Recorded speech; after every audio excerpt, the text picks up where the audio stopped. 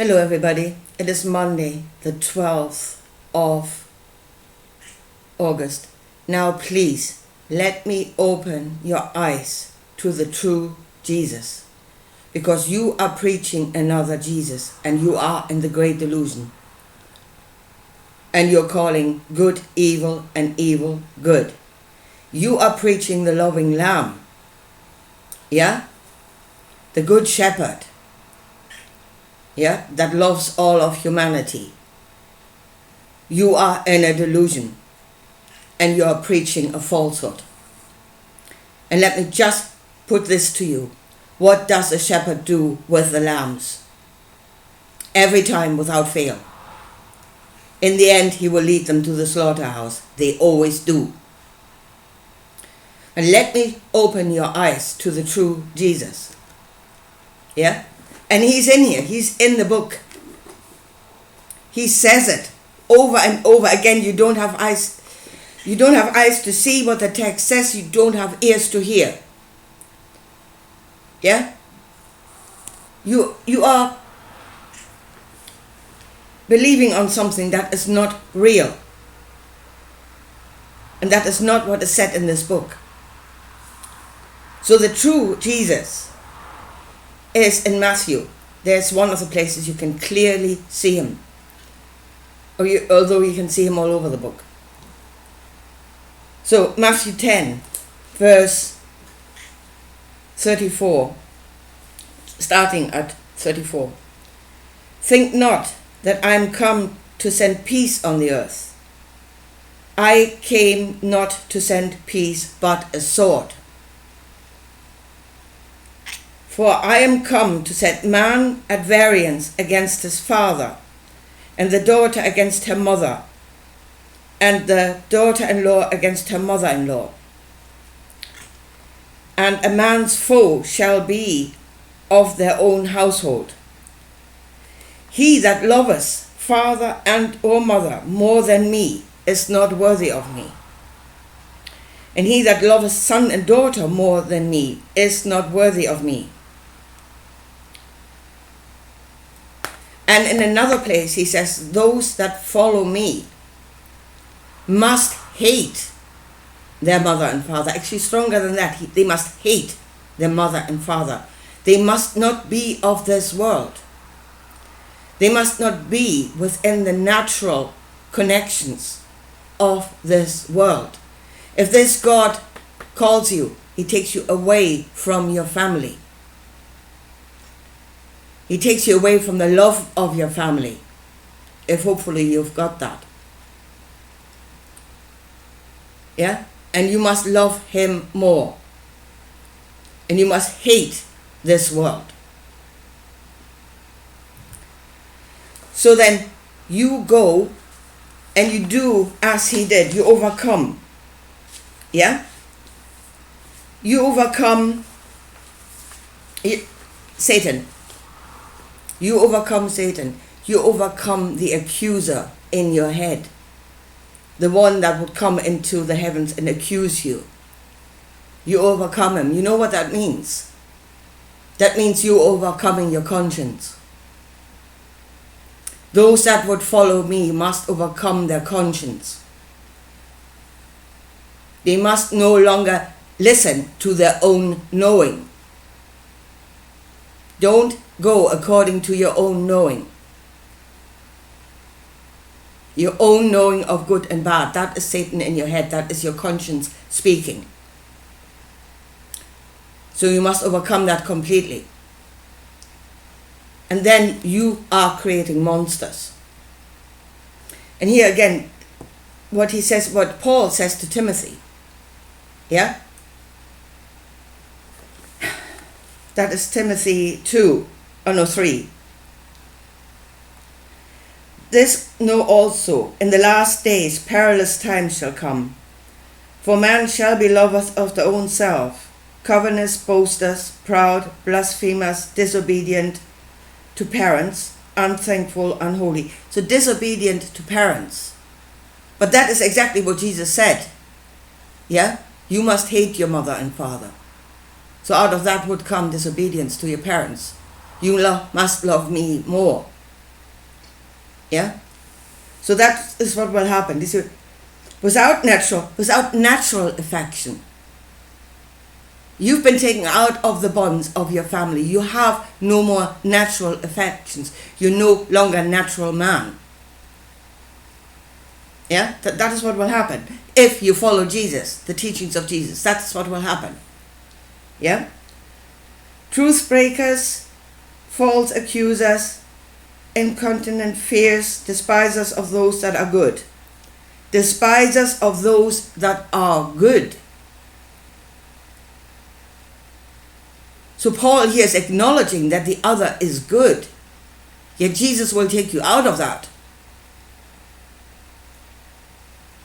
Yeah? Traitors, heady, high-minded, lovers of pleasure. And here comes more than the lovers of God. They are creating monsters. No more accuser in the head, no more conscience. They are creating monsters. And there will be perilous times until those monsters are reined in to do the service of God, the other God, the guy in the Borg cube that will come in New Jerusalem. But once that is the ones without a conscience are reined in, then they can become the servants of God. Yeah? And they become the witnesses of God. And again, look at it, Revelations 11. They are the witnesses of God. Right. Right. And I will give power unto mighty witnesses, and they shall prophesy 1,203 days, clothed in sackcloth. They are the 2 olive trees and the 2 candlesticks standing before the God of the earth. If any man will hurt them, fire proceedeth out of their mouth and devours their enemy. And if the man will hurt them, they must in this manner be killed. They have power to shut heaven, that it raineth not in the days of their prophecy. They have power over waters to turn them into blood, and to smite the earth with plagues as often as they will. Nice guys. Really nice guys. And they have power to shut down the rain. They have power to smite the earth with plagues as often as they like. A Fauci, a Gates, the builders of HARP, those are the ones with the powers to do those things because they will serve God. The one in the Borg cube. The one in New Jerusalem. Those are his witnesses. And those are men without a conscience. Those are men that have overcome this world, that have overcome the natural bonds, that no longer love their mother and father. In fact, they hate them.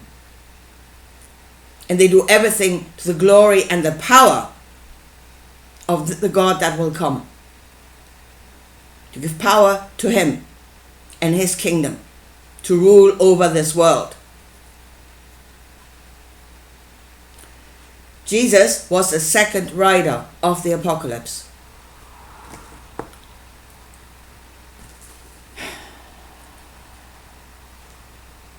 So, the first one, I don't know. He was on a white horse, and he sat, that he who sat on him had a bow and a crown, and was given unto him, and he went forth conquering and to conquer. I think that was Moses. I think that was Moses. And then Jesus came to give power unto the law. Again, that's what he said. I'm not taking you out of the law. I'm giving power unto the law. By creating men that will willingly do anything for the law because they have no conscience. And that will give power to the law. But the second horse, and there went out another horse that was red, and power was given to him that sat thereon to take peace from the earth. Oh no, sorry, that's the third one, that they should kill each other. Oh no, that is him, yeah. Peace from the earth, that they should kill one another, and there was given to him a great sword. And here is Jesus saying, I'm bringing the sword. And I will set mother against father. And I will set son against father. Husband against wife. He is creating division. And the greatest division that he's creating, that sword is creating, is within you. He's dividing you from your natural bonds, and is dividing you from your own consciousness, yes, as well. That's what he's doing. Yeah? He did perform miracles on the energy of compassion. He had knowledge of that. He could do it. So can any man. We all can do that if we knew how. Why did he do it? With what intention? What should it serve? Look at the outcome and you can see the way. He clearly said to you over and over and over again, I'm not doing this for myself. I'm not actually doing it for you either. I'm doing it to glorify the one that will come. To glorify his kingdom. Yeah? And the beasts in the book of the Revelation, they are being given power. They are the image of that God. And they are being given power to perform great signs and wonders and miracles, by the means of which many will be deceived. You are deceived. You are preaching another Jesus. You are not seeing his truth. If he performed acts on the energy of compassion, then it was only to bring people on to his Father.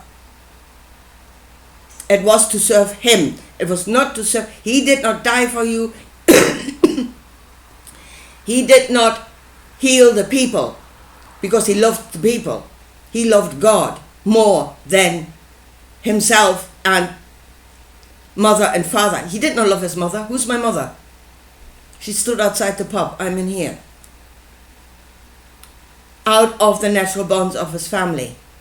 Losing his conscience.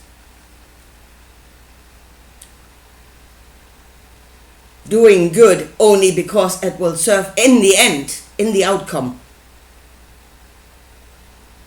that beast will come down and rule over this world, aided by an army of angels that have lost their conscience and that will slaughter indiscriminately. Because the accuser is no longer in their head to tell them it is wrong. That is the true Jesus. He was a beast. He was a second rider of the apocalypse. He's a servant of evil, and you are calling evil and evil good. Snap out of it. Then go and love your neighbor as yourself and not God. Do not get out of this bond. Out of our natural bonds. Let's not get out of our natural bonds and do have the accuser in your head. I know he's a pest. Yeah? My conscience is a pest. Telling you, accusing you.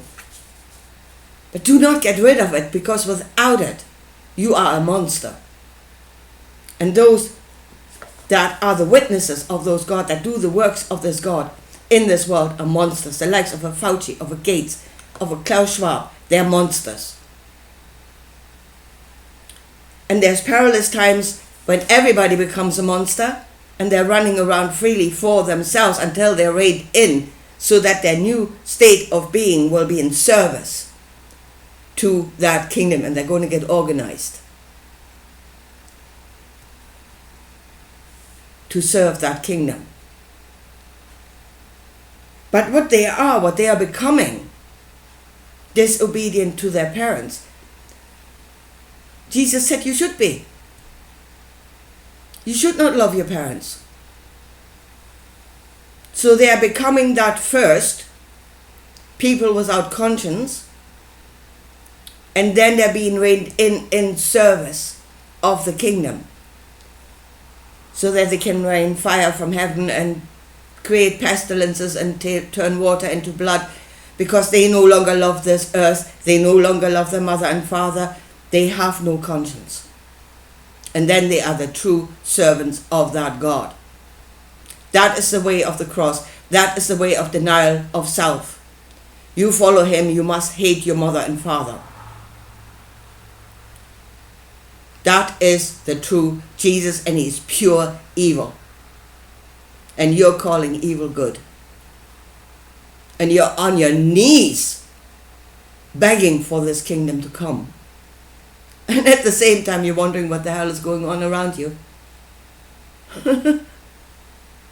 You are so deluded. You are so confused. And it is because you cannot see the truth in this book. You cannot see the true Jesus. If you saw him, everything that is happening here right now would make perfect sense to you. It makes perfect sense to me. Because that was supposed to be the outcome. And then we will be conquered and ruled over for all eternity. Enjoy your kingdom when it comes, because you were prophesying it, you were calling the visions of it, you were calling it good, you were insisting that people should join you in the veneration of Jesus. You are bringing it about. You're bringing about your own doom. And you don't know what it is you're doing, because you have not seen the truth. Anyway, folks, I'll leave it at that for today. Talk to you again soon. Bye.